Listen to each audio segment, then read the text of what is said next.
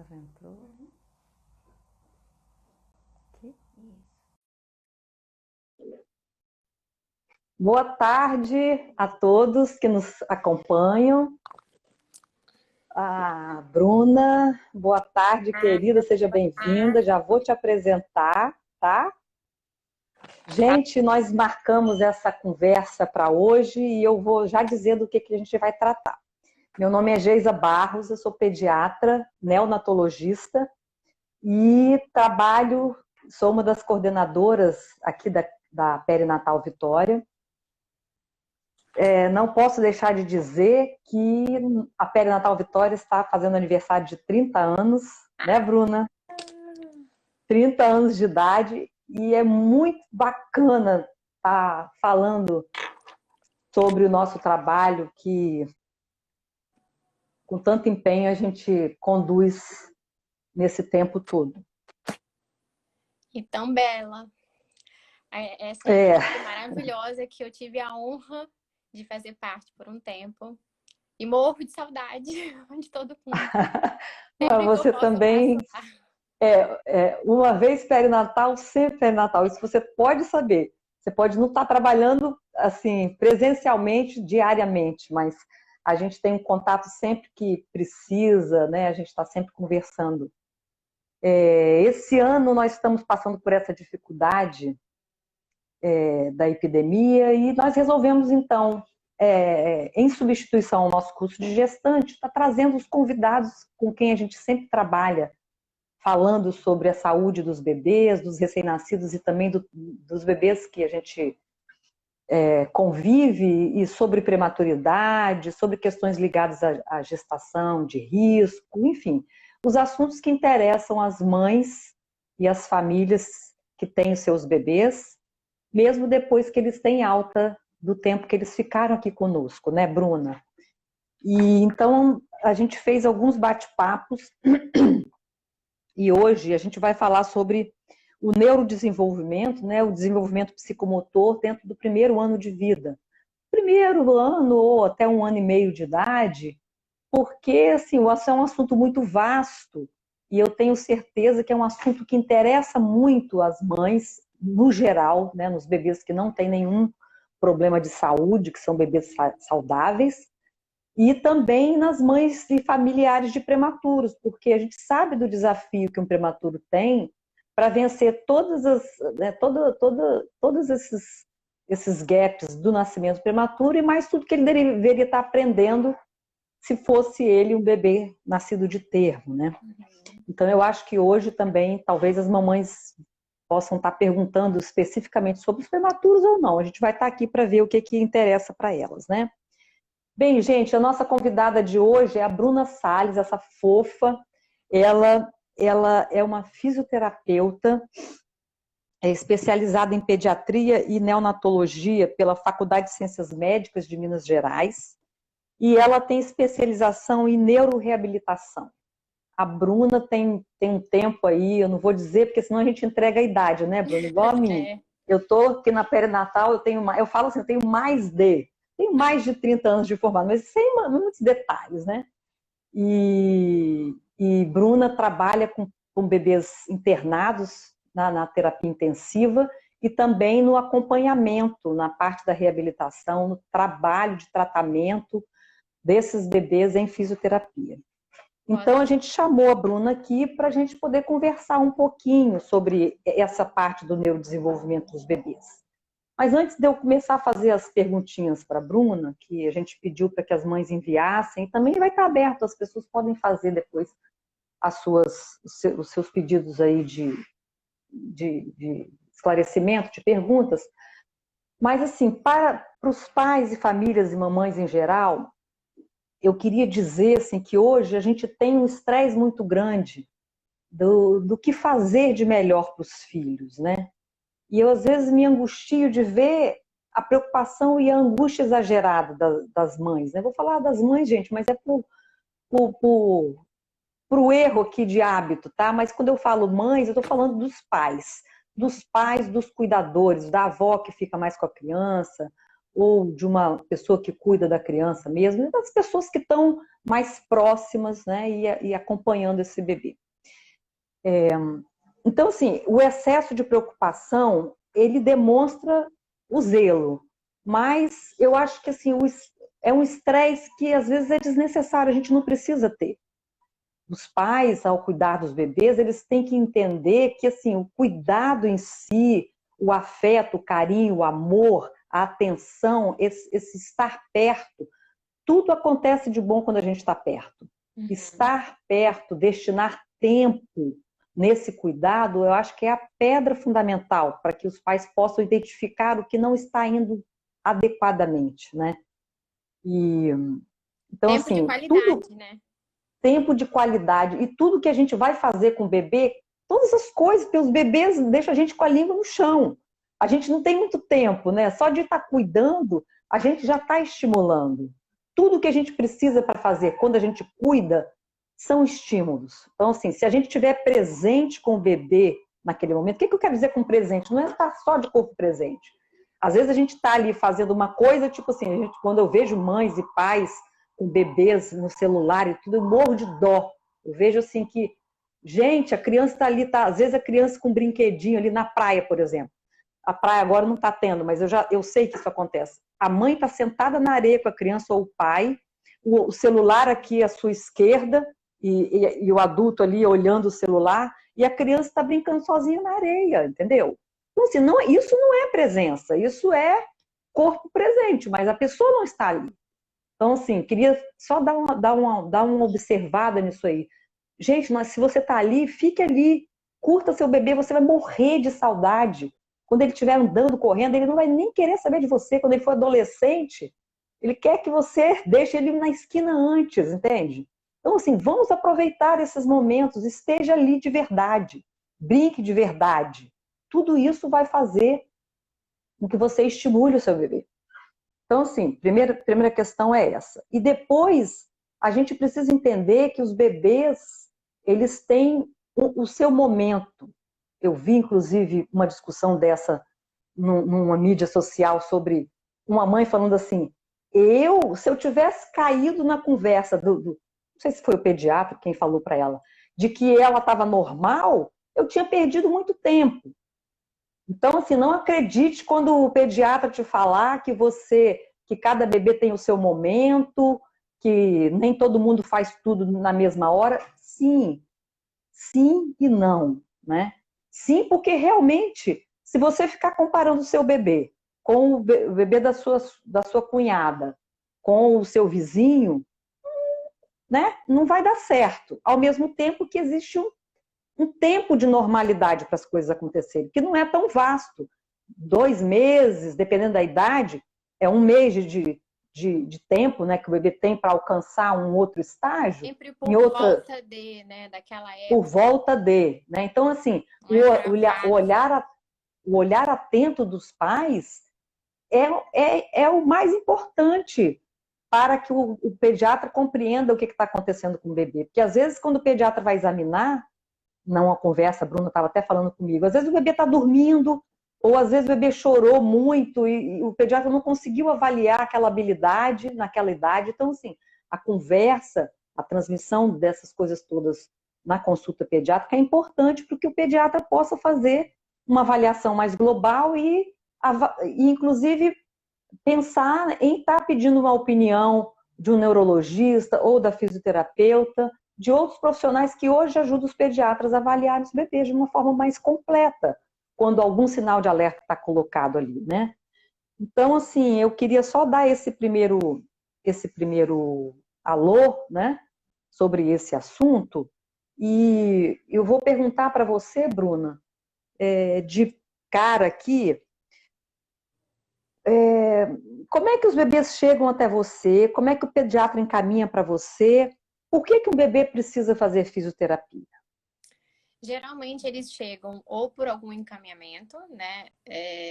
Eu reparo que quando eles ficaram na UTI, na UTIM, geralmente vem encaminhado, né? Vocês sempre sugerem, né? Manter acompanhamento com fisioterapia. Esse é um tipo.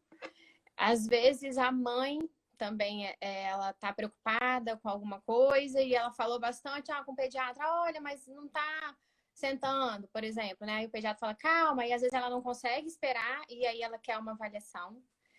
E às vezes eu vejo bastante também que quando a criança chega um pouco tarde, os pais queixam, né? Falam, ai, mas se tivesse me falado antes, eu teria vindo, né? Assim, às vezes não estava sustentando a cabeça. A pediatra falou assim, coloca de barriga para baixo, deixa ele lá tantos minutos por dia e vamos ver. Aí espera um mês para ver novamente. Isso se for um mês mesmo, né? E aí, um mês são 30 dias que a criança, se ela não está recebendo estímulos adequados, ela perdeu 30 dias de um momento ouro, né? 30 dias que, às vezes, ela ficou muito no colo, ou ficou muito de barriga para cima. E aí, o bebê, a partir do momento que ele nasce, né? Ele já está lá para receber todos os estímulos, né? Através dos órgãos do sentido, seja auditivo, visual, tátil, olfativo, gustativo, né? Ele tá lá para receber. E aí ele vai receber e vai ver se é um estímulo bom ou não é. E se ele tem interesse ou não tem interesse, né? Então, o bebê não sustenta a cabeça. Aí acontece de assim, eu deixei, doutora, aí chega lá no consultório, né? Isso é o relato da mãe. Mas eu não consegui deixar muito tempo. Ele chorava e eu não sabia o que fazer. E eu não gosto de ver o meu filho chorando, né? E aí, geralmente, eu pergunto, falo, mas como que você fazia isso? Eu colocava ele lá e deixava 5 minutos. Tinha que ficar 5 minutos, então eu deixava 5 minutos. E aí eu falava, não, olha só, é um ser. O bebê, ele aprende brincando, né? Não é um bonequinho que você deixa lá ele parado e ele vai, de repente, sustentar a cabeça para olhar para a parede. Não, você tem que falar com ele. Através da sua voz doce, ele vai gostar, vai ouvir. Ou você vai mostrar um brinquedo legal, você vai interagir com ele, né? Então, ele vai ter interesse. O visual, eu gosto de dizer bastante isso. O visual guia o movimento. Se você dá um estímulo para ele alto, que faça ele olhar para cima, então ele vai olhar para cima e sustentar a cabeça. E aí eu vejo que muitas mães, não, ele sustenta a cabeça, sustenta. Eu coloco ele assim, ó, de cadeirinha, e aí ele segura a cabeça. Mas é totalmente diferente, né? Quando você tá aqui, a gravidade atua assim, né? Tá aqui em cima. Então você não tem que fazer muita força contra a gravidade de barriga para baixo, né? Então, isso eu gosto de falar bastante. Então, eu falo com elas, olha só, o brincar, o estímulo tem que ser legal, a criança tem que estar feliz. Senão, ela não vai aprender. Ela não vai aprender chorando, né? A gente não aprende nada chorando. Tem que ser legal, tem que estar motivado. Então, você colocou um pouquinho. A criança começou a reclamar, antes dela chorar, você vira. Aí o pai tenta. E aí, isso é bastante interessante porque você pensa, a gente da neuroreabilitação ou da fisiomotora, né? A gente trabalha muito com o movimento, né? E assim, com biomecânica, então ângulos, então a gente trabalha muito com isso. Então, quando a gente vê uma criança com qualquer alteração, rapidamente a gente já consegue identificar aonde tem e estimular para a criança não reforçar esse padrão, né? E geralmente acontece muito assim de crianças que ficaram internados na UTIM por muito tempo, ou fez muito tempo de uso de ventilação mecânica, né? Isso falando em relação ao primeiro marco, que é a sustentação de cabeça, às vezes eles têm um pouquinho a gente chama até de torcicolo postural, não um congênito, né? O postural que você vê que tem um comprimento do músculo, você deita a criança e a criança vai para o mesmo lado da cabeça, sempre para o mesmo lado. Então, esse um mês que o pediatra falou assim, e vamos esperar para o mês que vem, é um mês que a criança está só olhando para um lado, ela não está olhando para o outro, né? Isso acontece bastante. Então, e também, assim, a gente tem que lembrar que, graças a Deus, hoje a gente tem vários instrumentos de avaliação que a gente consegue aplicar no bebê e identificar desordens motoras, cognitivas, de linguagem o mais precocemente possível. Então, a gente tem que sempre tentar aproveitar esse momento ouro do desenvolvimento, né? Do neurodesenvolvimento, que é onde a criança consegue fazer outros caminhos que não caso tenha alguma lesão, né? Algo do tipo. Uhum. Eu vou aproveitar que você falou sobre esse primeiro marco, né, que é a sustentação do pescoço, e falar que a gente orienta que o bebê seja colocado para dormir de barriga para cima, por conta de evitar um evento grave, que é a morte súbita. Então a gente orienta que os bebês não sejam colocados para dormir de barriga para baixo, né? Mas quando ele está acordado, ele pode ser colocado de barriga, e deve, né, ser colocado de barriga para baixo. E teve uma mãe que falou aqui que o bebê dela chora muito quando ele é colocado de barriga para baixo. Então, assim, o que fazer, como fazer para colocar o bebê de barriga para baixo com segurança, para estimulá-lo, né, a sustentação do pescoço. É interessante sempre, eu digo assim, que a criança tem que estar num momento bom. A gente usa muito a palavra autorregulada, autorregulação, né? Então, assim, se a criança estiver com sono, com fome, com um alerta muito baixo ou muito agitado, não é um bom momento de fazer qualquer tipo de estímulo, principalmente esse, né? E aí, precisa de ser interessante. O que eu gosto muito de falar com os meus pacientes é: a gente estimula lá no consultório, mas tem um dever de casa, porque comigo fica 50 minutos e o restante dos dias e das horas são com os pais. Então você tem que escolher um horário bom. A criança tem que estar autorregulada. E não pode ser de barriguinha cheia, né? Porque principalmente as crianças que têm refluxos, né? Refluxo, pelo menos 1 hora depois das mamadas. Porque também vai ser um incômodo, né? Vai estar comprimindo, a barriguinha vai estar fazendo força, então a criança pode regurgitar. E tem que ser legal. Se você mostrar um brinquedo e a criança não gostar, você muda de brinquedo. Se você eles gostam muito de música, de barulho com a boca. Eles adoram isso. E aí eles tentam olhar para o que você está fazendo. E eu gosto muito de fazer movimento com a mão, aí eu vou fazendo movimento com a mão subindo. E aí vai ser legal, então ele vai querer ver, então ele não vai chorar. E aí quando a gente percebe, antes do choro, antes de chorar, eles dão sinais de que não tá legal. Ou então, eles dão algum sinal, a gente consegue perceber, não tá feliz. Tá lá de barriga para baixo. Com cara emburrada, né? Com Ficou cara chateado, aborrecida. vira de barriga para cima, canta parabéns, disfarça, ai, bebida, ficou feliz de novo, vira de barriga para baixo. Não pode ser ruim, ele não pode ter uma resposta, um estímulo negativo, porque eles precisam, para sustentar a cabeça, eles precisam de ficar de barriga para baixo. E eles não podem aprender que, eu não gosto de ficar de barriga para baixo, é muito ruim. E eles são fáceis, eles aprendem tudo, né? Então, se eles aprenderem que é um terror ficar de barriga para baixo, toda vez que você colocar, ele já vai chorar, né? E para aprender a rolar, precisa de sustentar a cabeça e precisa de conseguir deslocar o centro de massa de barriga para baixo, de um lado para o outro, né? E a criança que não aprende isso também não consegue fazer a mudança postural do deitado para o sentado. Ela mantém a postura sentada. Seu filho senta, senta. Acorda, senta? Não. Tem que pegar ele e colocar ele sentado. Ele não sabe mudar de deitado para sentado. Ele não tem essa autonomia. Por quê? Eu tenho visto isso muito ultimamente, que os pais, quando eles estão estimulando, eles estimulam as crianças a manter uma postura. Ele já fica em pé. Ele consegue agachar? Não, ele fica preso, começa a chorar quando a perna cansa, tem que tirar ele. Então, eu vejo que isso tem acontecido com frequência. Ele senta, senta. E quando ele cai, ele volta? Não, eu tenho que sentar ele. Porque a criança não aprende a fazer essas mudanças posturais.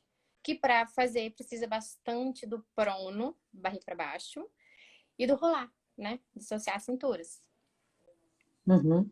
Então tem que ser legal.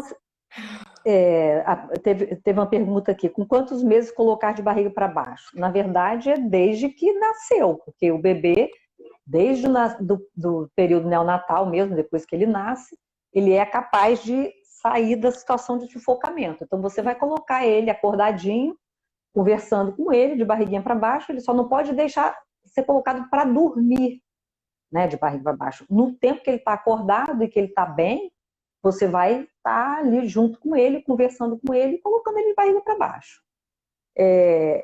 Outra pergunta é com quanto tempo o bebê sustenta a cabeça. Então, assim, só antes de eu deixar você falar sobre isso, Bruno, eu queria falar para os pais que essa caderneta, gente, está aqui, eu não sei nem colocar isso, eu sei que está saindo ao contrário aqui, mas vocês têm a caderneta da criança, que é a caderneta que o Ministério da Saúde oferece para todos os brasileiros, brasileirinhos e brasileirinhas, e que tem, a partir da página 77, tem os marcos do desenvolvimento aqui, que a família pode acompanhar, o pediatra deve preencher isso, mas os pais também podem olhar esses marcos, né? Então, aqui no período de 0 a 1 mês de idade, tem aqui se o bebê tem, como é que é a postura dele, como é que ele observa o rosto, como é que ele reage ao som, se ele eleva a cabeça. Então, os pais podem ir acompanhando e ir marcando aqui, ó, se ele faz com 1 mês, o que ele faz, no segundo mês o que ele faz, e por aí vai. Então, nesse tempo aqui, tem uma corzinha do primeiro mês, ou do segundo e terceiro, você pode ir acompanhando todos esses marcos do desenvolvimento a partir da sua cadernetinha da criança. É uma excelente então, ferramenta que todo mundo tem em casa. Sim. Você pode falar um pouquinho, então, dos marcos do desenvolvimento, Bruna? Posso.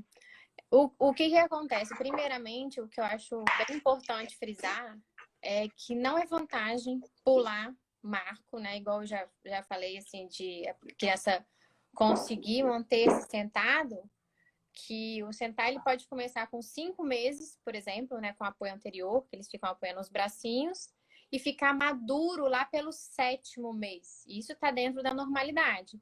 O que é um sentar maduro? É a criança ir para o sentado e a criança sair para o sentado. Sair do sentado, né? E aí, para ela ir para o sentado e sair, ela precisa de usar muito os membros superiores. E o que é interessante é ela passar por todas as fases. Ultimamente, muitas crianças têm pulado o engatinhar. O engatinhar, ele é nosso primeiro sequenciamento bilateral, né? Que a criança pode começar a fazer por volta do 8º mês, 9º, vai depender dos estímulos e do ambiente de cada criança, que isso é individual. Mas eu recomendo não pular também o engatinhar, ele prepara, cada aquisição motora, ela prepara a gente para uma aquisição futura, próxima, a gente chama de aquisições baixas e altas, né? Para uma aquisição mais alta. Então, o engatear, por exemplo, é o nosso primeiro sequenciamento. Então, a criança engatinha, dissociando cintura. E ela anda dissociando cintura. Vai um lado, o outro lado. Ela vai sempre deslocando o centro de massa dela. E depois ela aprende a subir escada também, né? Uma perna, outra perna. E o engatinhar, ele é o primeiro sequenciamento, né? Começa...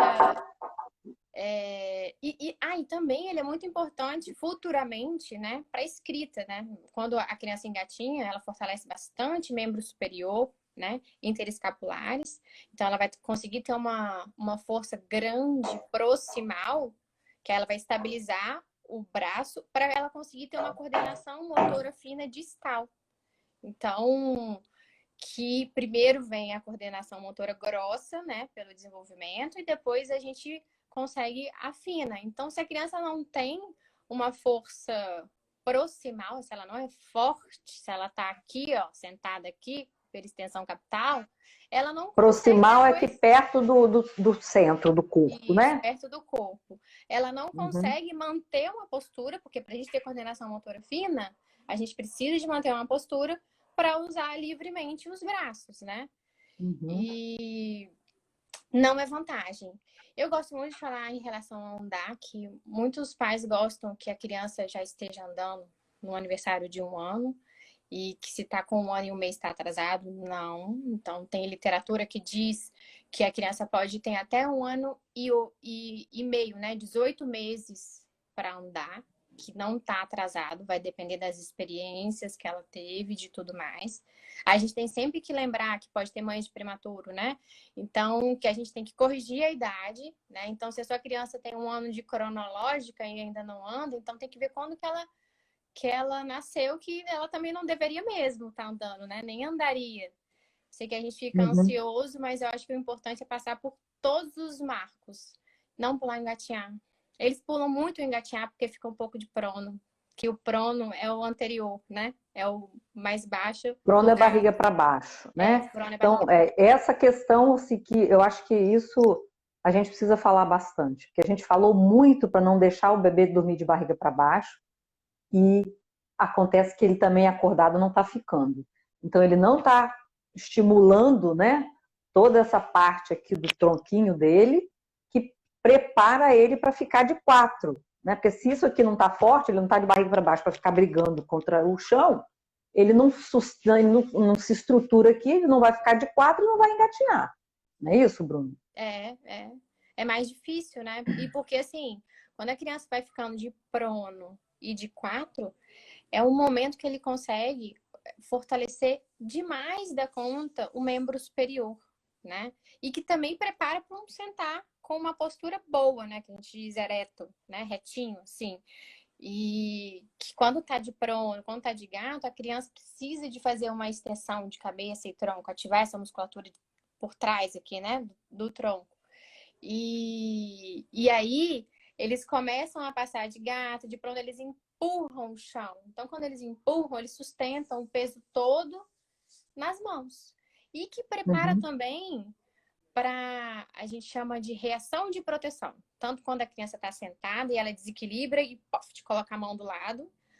Tanto quando a criança já fica em pé, está aprendendo a andar, equilibrar, buf, caiu. Primeira coisa que vai no chão é a mão. Se é uma mão fraca, a criança vai de cara no chão. Que o engatinhar, o prono, prepara bastante esses membros superiores para esse fortalecimento, para um braço forte, né? Tem uma mãe perguntando sobre que tipo de superfície, né? A Diane está perguntando que tipo de superfície usar para poder colocar o bebê de barriga para baixo. O ideal, eu gosto muito de usar tatame. Esses de EVA, os que a gente compra geralmente em loja de brinquedo, lógico que vai variar, né? Mas os pequenos com números, assim, que saem, às vezes quando a criança faz a força, o tatame abre todo. Eu gosto muito de utilizar um que tem no Sam's Club, que ele tem 13 milímetros de espessura, então assim, se a criança cai, se bate a cabeça, não machuca, né? E também tem muita mãe que às vezes usa um edredom, ou então tem um que é tipo um paninho, assim, né? Um tapetinho que enrola. Tem uns que às vezes quando a criança vai fazer força, o tapetinho dá uma escorregada. Ou então, eles são muito espertos, né? Como eu disse. Às vezes quando eles aprendem a puxar com o antebraço, você coloca o brinquedo longe para a criança ir, né? O visual guiando o movimento. Então, você quer que a criança vá. E a criança muito esperta, ela aprende a fazer o quê? Puxar o tecido, que é muito São mais terríveis. fácil do que ir até o brinquedo. Então, eu acho que tem que ser uma superfície lisa, estável, né? A cama, às vezes, ela é fofa, travesseiro. A criança tenta fazer um movimento, então às vezes o braço afunda, sabe? Então ela às vezes tem que fazer mais força. Ou então quando ela cai e bate a cabeça, ela não sente nada, é fofa, é normal. Só que o chão não é fofo, não é normal. Então ela tem que aprender a segurar para ela cair num tempo de que ela consegue se proteger a cabeça ou utilizar os membros superiores. Tatame, chão. Para também não correr risco de cair da cama e do sofá. Isso acontece bastante também, a gente sabe. Isso. Bruna, fala aí, Bruna. Você tem muita experiência. O que as mamães te perguntam aqui? Você falou sobre a idade que o bebê vai andar, né? Quando o bebê, vamos dizer, acorda, que a gente coloca ele no chão, a gente deve... Qual que seria o estímulo para colocar ele para andar?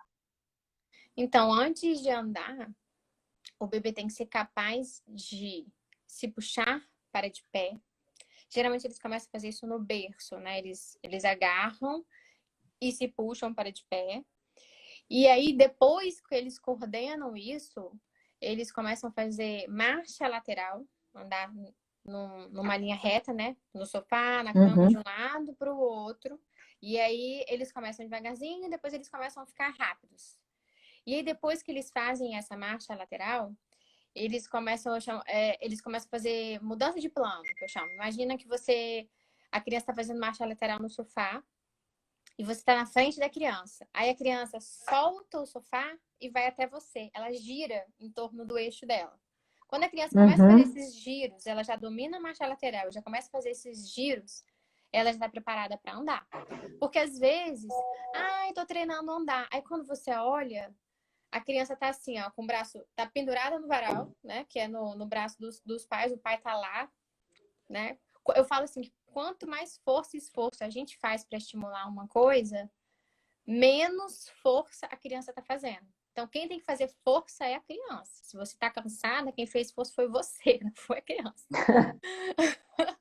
E eu gosto também quando eles começam a fazer essa mudança de plano, né? Do linear para frente, eu começo a colocar a criança encostada, né, no sofá, com as costas encostadas em mão livre, que eles precisam de se fixar de alguma forma, né, segurar um objeto. E quando a criança já consegue fazer isso bem, ela já está preparada para andar. Acontece muitas vezes que às vezes os pais insistem muito e às vezes a criança vai ficando mais velha, né? E aí pensa, é um ser que entende tudo, ele só não fala às vezes, né? Mas ele está entendendo que você quer que ele ande. Então, às vezes, você vai falar, anda, filho, vem cá. Ele vai fazer o quê? Perna mole, vai sentar. E aí não tem jeito. Né? Perna mole é ótimo. Eu falo assim, pede a sustentação cefálica, cai.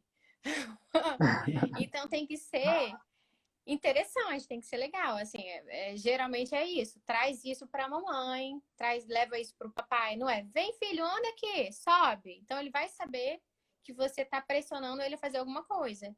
E geralmente ele quer agradar, e se ele às vezes ele acha que ele não é capaz, aí ele frustra e não faz, sabe? Ele acha, lógico que isso vai depender da personalidade de cada criança, né? Mas geralmente é assim, quando a criança já consegue às vezes se manter de pé com equilíbrio, sem usar as mãos. Ele não anda ainda, mas ele se mantém. Tá treinando o equilíbrio, né? Assim ele tá preparado. Mas às vezes a criança nem apoia o pé inteiro no chão e os pais querem estimular a andar. É legal de brincar, uma brincadeira, não que esteja estimulando a andar, né? Porque a pessoa não consegue ter um equilíbrio, começar a marcha andando na ponta do pé, por exemplo. Né? Tem que ter apoio do pé inteiro. Se você tivesse que dizer assim, se existe algum momento mais importante nesse treino que os pais podem fazer com os filhos, o que você falaria? Não deixe de engatinhar. E sempre que estiver brincando com seu filho, né? Que o bebê aprende brincando, então não estimulando, brincando. O que você puder fazer para dar de informação, então assim, você vai estar brincando. Se você está manuseando o brinquedo com o visual, a criança está olhando para o brinquedo, né? E aí você pode associar a linguagem. Pega um brinquedo, aquela torre que um monte de criança tem, colorida, 5 rosquinhas. Olha, filho, o azul, o amarelo. Você fala, vai falando. Vamos encaixar. Olha, 1, 2, 3. Vocês ensinam número e cor. E aí você ainda pode pegar aquilo, esconder. Cadê? Sumiu. Aí você pega, mostra. Achei. Você está ensinando o conceito. Então você está brincando e a criança está aprendendo brincando. Tem que ser legal. E é legal, né?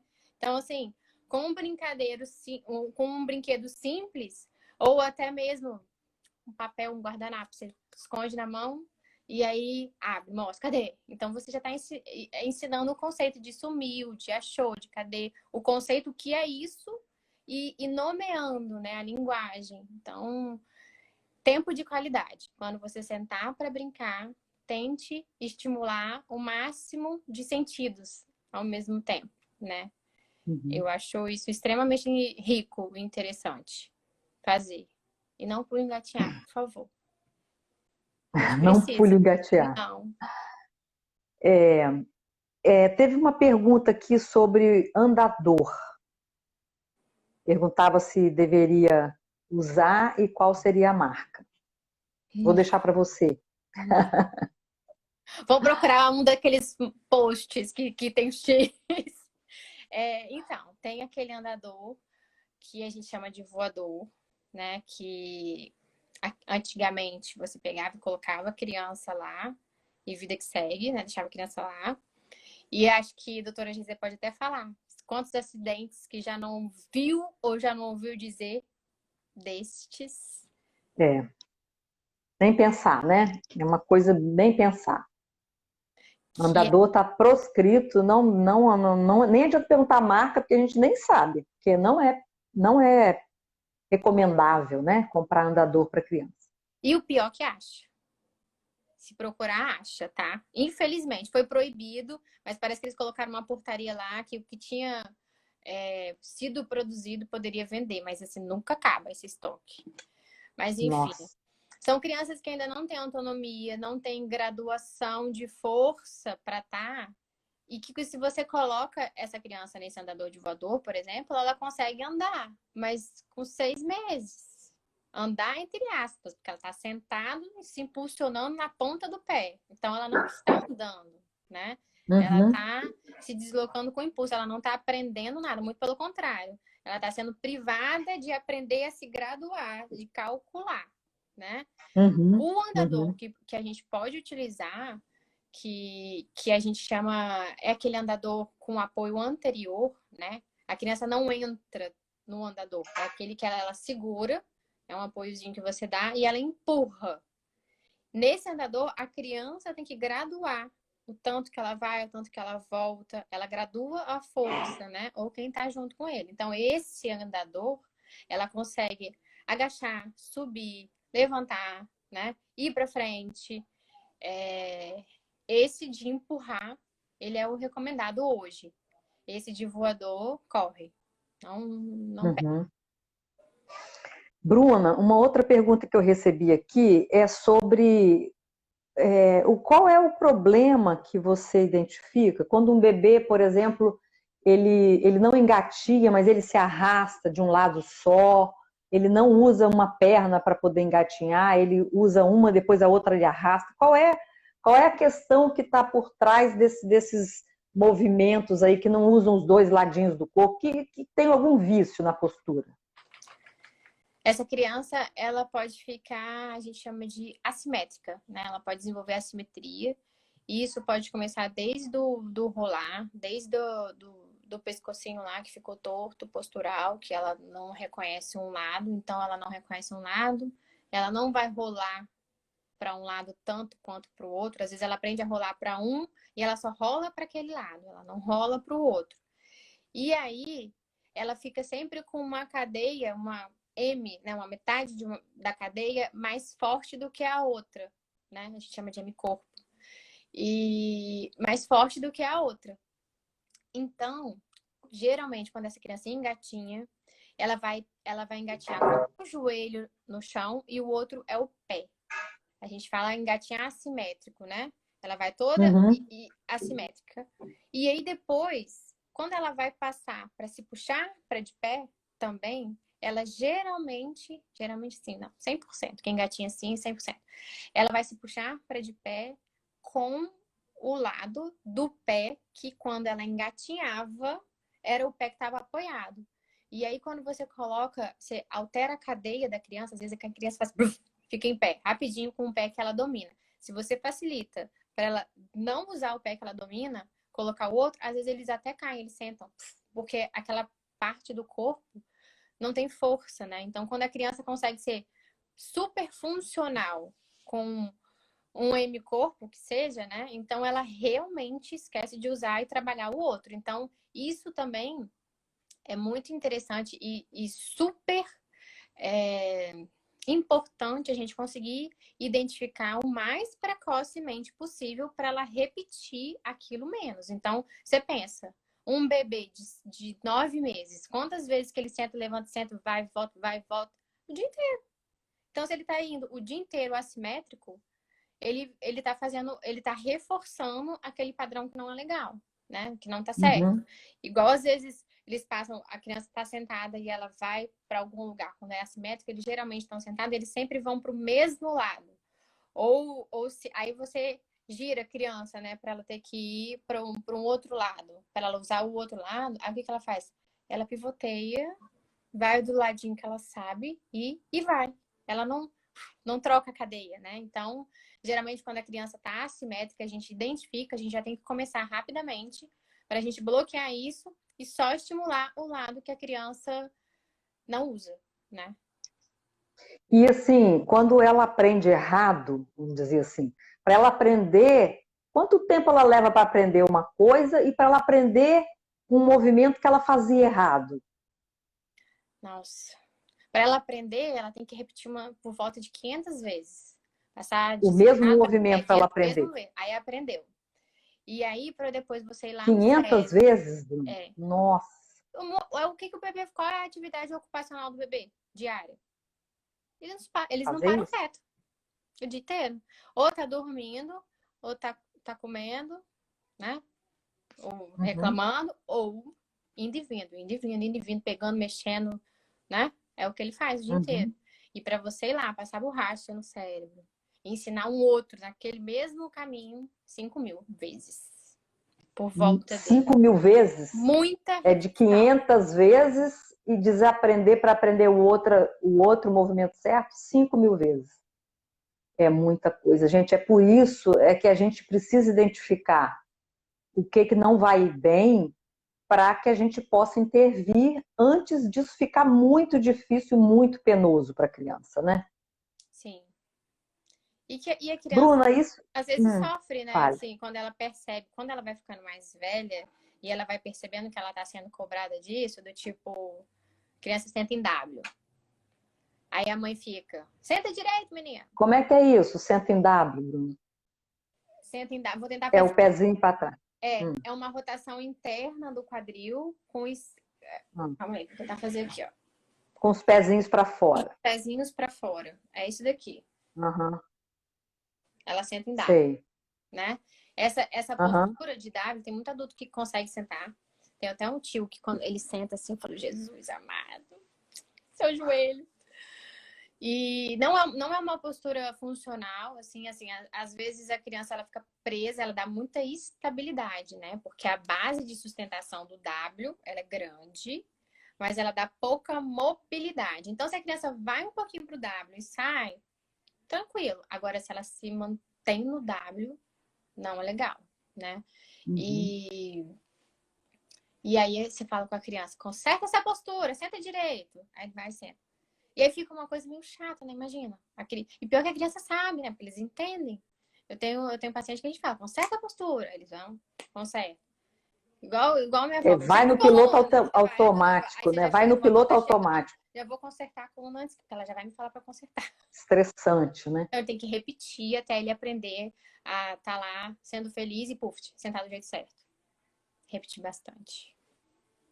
Tem uma coisa que também eu vejo bastante, que hoje a, a indústria de carrinhos de crianças, ela está muito apelativa para carrinhos quase, né, quase verdadeiras Ferraris infantis, né? Todas lindas, maravilhosas. E eu vejo muitas pessoas colocam o bebê no carrinho, bebês que podem andar, né? Uhum. E vão para a pracinha de carrinho, carrinho para cima, carrinho para baixo. A criança praticamente ela não é introduzida a andar mesmo, fazer passear, mas andando, né? O Uhum. que você poderia falar sobre isso? Essa criança, Em relação assim a distâncias, né? ela tá sendo privada, né? Então, igual condicionamento, gente. Se a gente pegar, vou correr, vou caminhar lá na praia.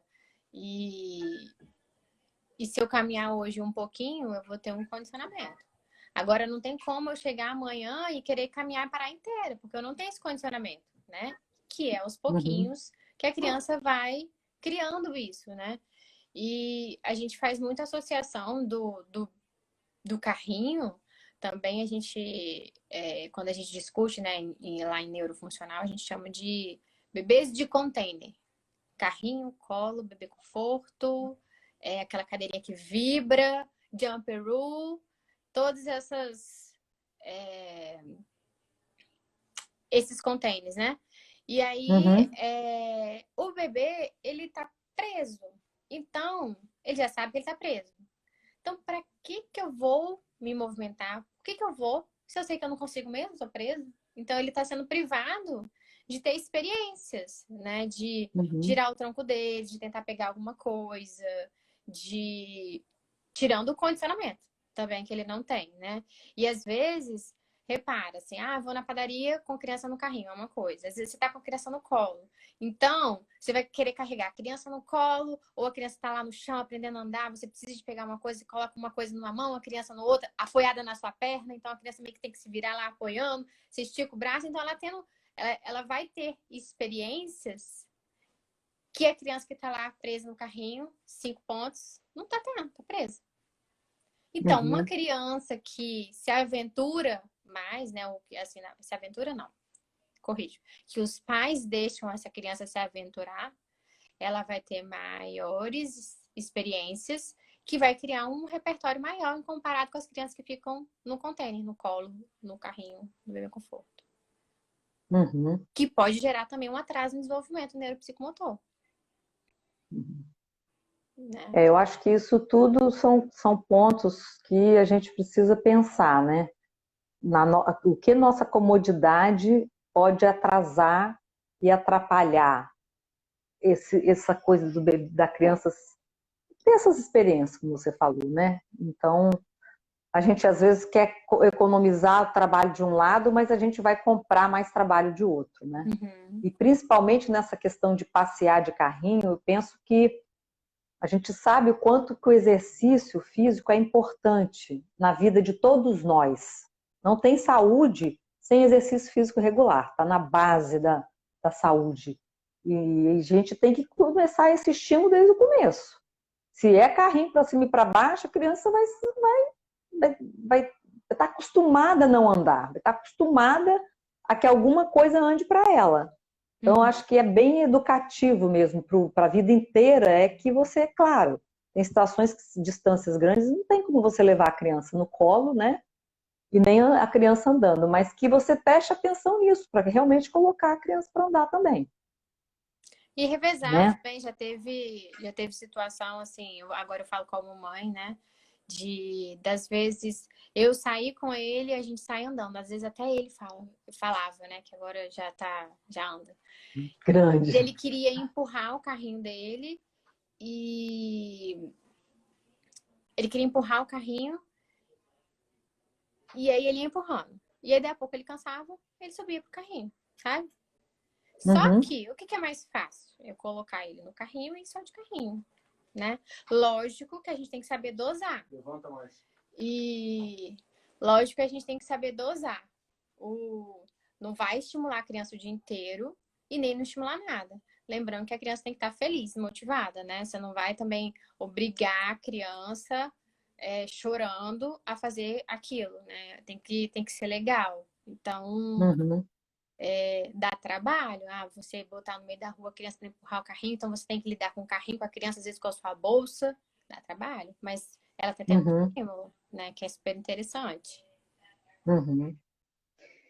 Olha, vamos então finalizando. Se alguém tiver alguma pergunta mais para fazer, nosso tempo tá indo.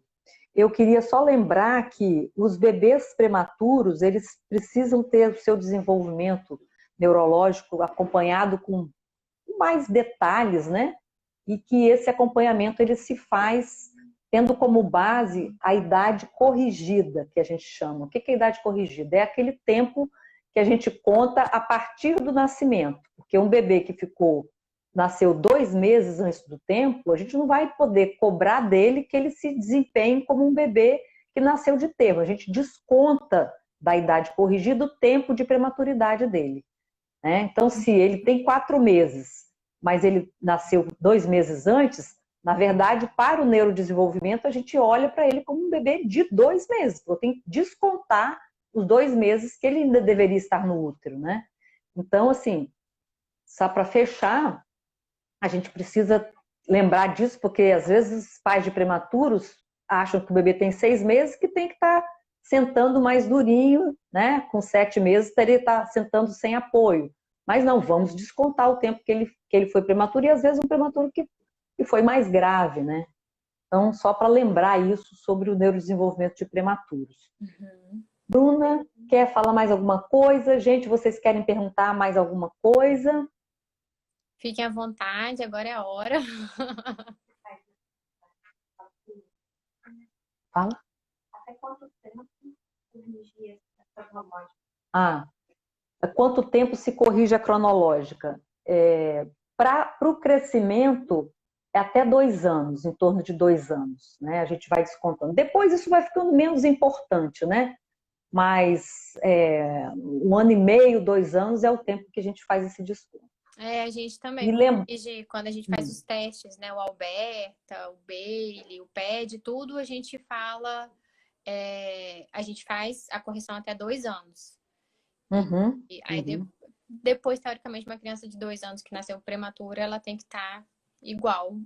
Equiparada, né? Uhum. Então tá.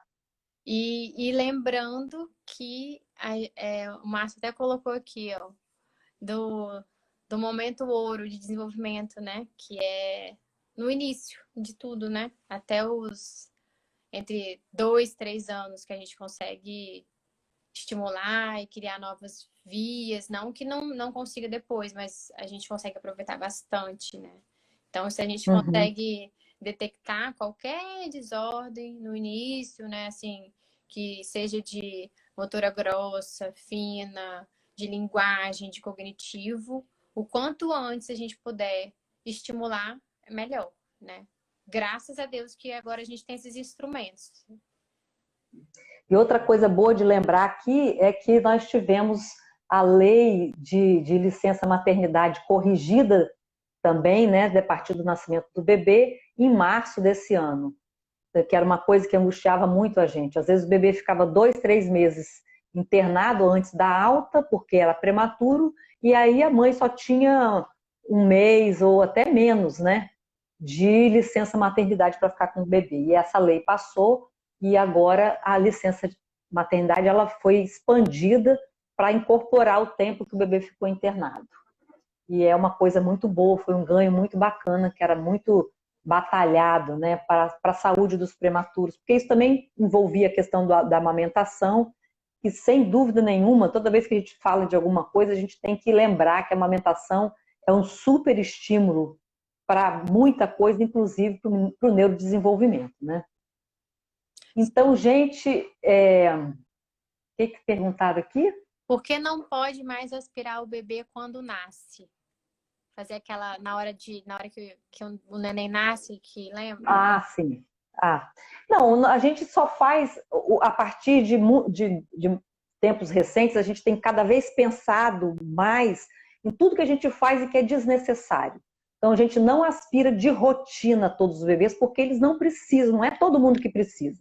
A gente está ali para testar e para buscar ver quem é que precisa ser aspirado. Se ele não está com as vias aéreas pérvias, se ele tem alguma secreção, a gente aspira. Né? Então, a gente não aspira 100% dos bebês, apenas aqueles que realmente precisam. Sim. Gente, olha, obrigada pela presença de vocês aí. Bruna, você quer falar mais alguma coisa? Nós vamos deixar a nossa live aqui disponível. Quando devo aplicar uma avaliação em escala no bebê? Quando você detecta, né? Na verdade, assim, você não. O pediatra vai detectar algum sinal de alerta, a gente chama sinais de alerta, né? E esse sinal é detectado, então ele pode vir a pedir uma escala de avaliação. Geralmente, quando eu avalio o bebê na primeira consulta, o bebê motor, né? Eu faço uma escala que chama Alberta. É uma escala mais simples, motora grossa, e aí eu consigo saber o percentil que a criança tá, né, esperado para aquela idade, e aí a gente vai avaliando de tempos em tempos. E se a gente vê que a criança não tá evoluindo, né, aí a gente muda o tratamento, ou a gente pode pedir ou então eu reparei que a criança não fixa o olhar, não acompanha, tem 9 meses e não atende pelo nome, né, por exemplo. Aí a gente já pode pedir uma escala mais completa, que pode ser a escala Bailey, por exemplo, que é uma escala excelente e que ela consegue detectar alterações do neurodesenvolvimento desde muito cedo, desde um mês, antes de um mês, né? Que é uma escala grande, que a gente não indica se a criança não tem necessidade, não tem nenhum sinal de alerta, né? Nem ela, nem a família, né? Nem os familiares. Então, vai depender de cada um. Geralmente, o pediatra, o físio pode indicar o pediatra, o neuropediatra, né? Vai depender de cada um. Cada caso é um caso. Individual. Isso que torna as coisas mais difíceis um pouco, né? Não é receita de bolo, né? Não tem receita de bolo. Então tá, gente, nós vamos nos despedindo e dizendo que vamos deixar disponível aqui a nossa conversa, gravada aqui no nosso history, né? Tá bem? Bruna, muito obrigada. Um beijo grande para você e um alô pro pessoal e até a nossa próxima. Até a próxima. Tudo de bom. Tá bom, tchau. Tchau. Obrigada pelo convite. Tá bom, E beijo. confiança. Beijo. Claro, muita beijo.